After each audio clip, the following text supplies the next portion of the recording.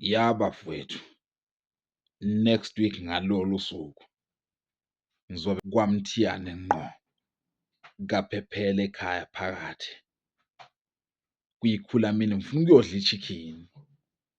Ngikhathele ukulayezela ukuthumela abantu. Ngifuna ukuyoyidlela mina i-chicken. Ngitomula kwifamu kanje nga-3 ngithatha nga-4 ngifake emlonyeni. Ileyo nto engifuna ukuyenza. Bafowethu, ikhulamini nezinye iy'nkukhu engingakaze ngiyibone. Bengiqala ukuzwa i-chicken emnandi kanje.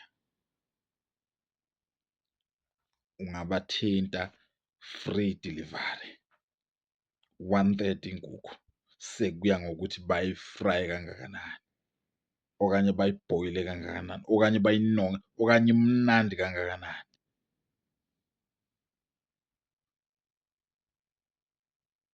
Wow! Chicken.